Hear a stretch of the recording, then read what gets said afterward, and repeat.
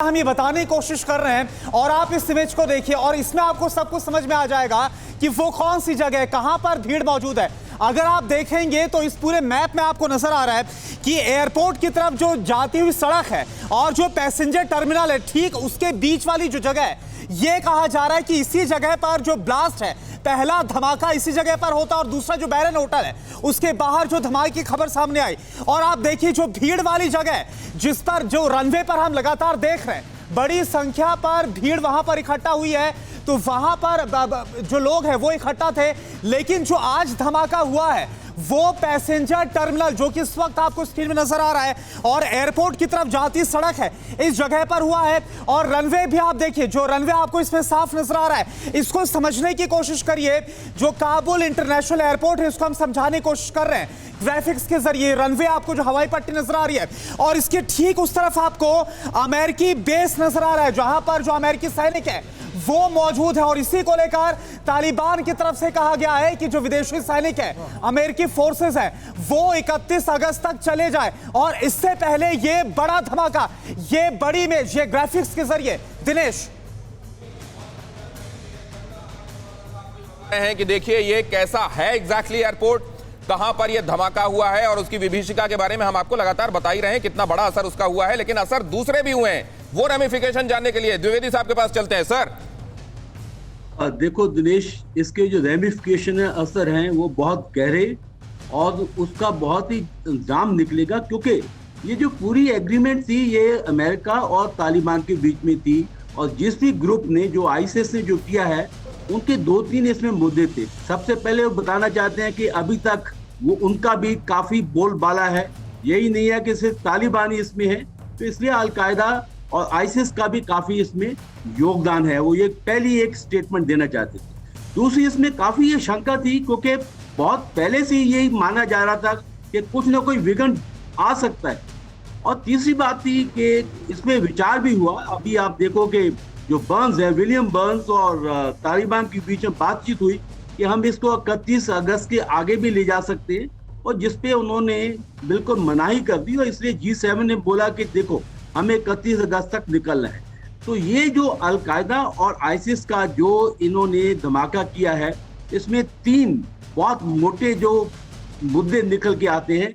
सबसे पहले तालिबान का पूरा कंट्रोल यहाँ नहीं है, इसमें और भी बहुत से लोग हैं और बहुत से ग्रुप हैं जो उसमें शामिल हैं। और ये दूसरा, पूरा इसको डिरेल कर दिया, प्रोसेस को पूरा डिरेल कर दिया, विघटन में डाल दिया।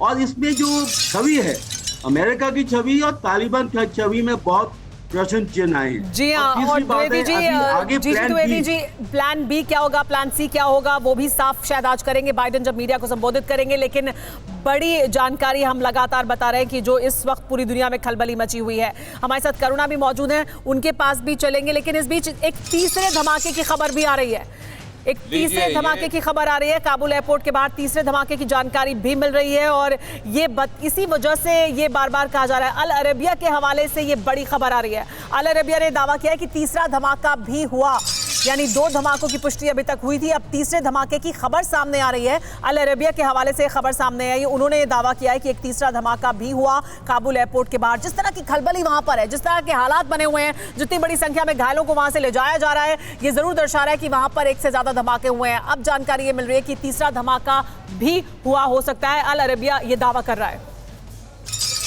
हम लगातार आपको बता रहे हैं कि काबुल एयरपोर्ट के बाहर किस तरह के हालात बने हुए हैं, और सिर्फ काबुल एयरपोर्ट के बाहर ही नहीं, पूरी दुनिया में इस वक्त खलबली मची है। एक तरफ जो बाइडेन लगातार इमरजेंसी रूम में मौजूद है, सिचुएशन रूम में मौजूद है और वो पूरी खबर पर नजर बनाए हुए हैं। AK सिवाज जी हमारे साथ मौजूद है। AK सिवाज जी, आपकी प्रतिक्रिया इस पर, तीसरे धमाके की खबर भी अब सामने आ रही है।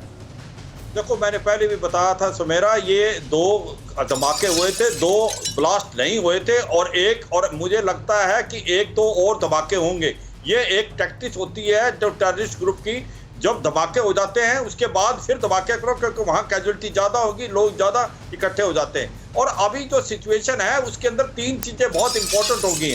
जो अमेरिका की प्लान थी 31 अगस्त से निकलने के लिए, उसको रीथॉट करना पड़ेगा। दूसरा, ये साफ दिखलाएगा पूरा तालिबान का कंट्रोल नहीं है अफगानिस्तान में, इस्लामिक स्टेट और अलकायदा भी एक प्रकार से वो भी सक्रिय हैं। और तीसरी बात यह है, कहीं ना कहीं जो बाइडेन की जो खुद डोमेस्टिक एक प्रकार से रिस्पेक्ट थी, वो उसमें तो कमी आई है। लेकिन अब तालिबान सवाल ये पे है भी कि एक अमेरिका अगर मान लीजिए सोचता भी है कि इसको काउंटर एक्ट करेगा तो वो क्या करेगा? पूरे कंट्रोल में है वो भी नहीं। सर वो कैसे अलग करेगा तालिबान को, ISIS को, इनको सबको अलग अलग करके कैसे वहां कार्रवाई करेगा? इन केस अमेरिका सोचता है रिटेलिएशन के बारे में, तो ये समझना बहुत इंपॉर्टेंट है। रोहित, इस बारे में क्या कहेंगे आप?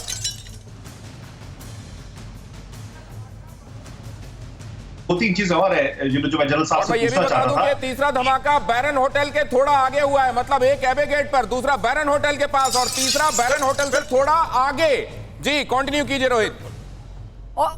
जी मैं जनरल साहब से भी पूछना चाहता था कि ISIS के और हक्कानी नेटवर्क के बारे में अगर आप कुछ बताना चाहें, क्योंकि मेरे पास जो खबर है वो ये है कि जो काबुल की जो सिक्योरिटी थी वो हक्कानी नेटवर्क के पास थी, और ISIS के जो है इसके जो लोग हैं वो पाकिस्तान में ट्रेन हुए थे। जनरल अगर आप कुछ बताना चाहें इस पे तो।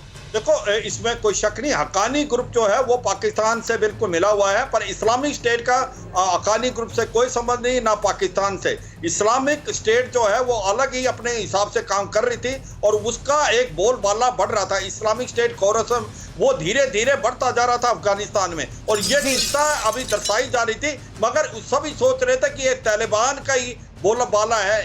ये नहीं समझा कि इस्लामिक स्टेट और अलकायदा भी अपना जो एक प्रकार की स्थिति को मजबूत करें।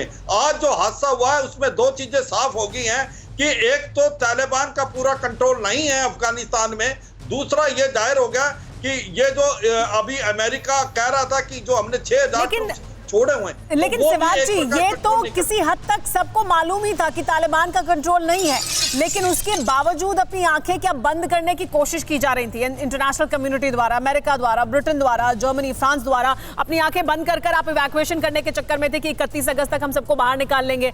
सबको ये मालूम था कि नहीं है कंट्रोल में तालिबान के पूरी तरह से हालात, लेकिन उसके बावजूद आपने यहाँ पर अपने सैनिकों को इस तरह से रखा, उनको रिस्क पे भी रखा। फिक्र आपकी, सोमवार से शुक्रवार रात 9 बजे सिर्फ TV9 भारतवर्ष पर।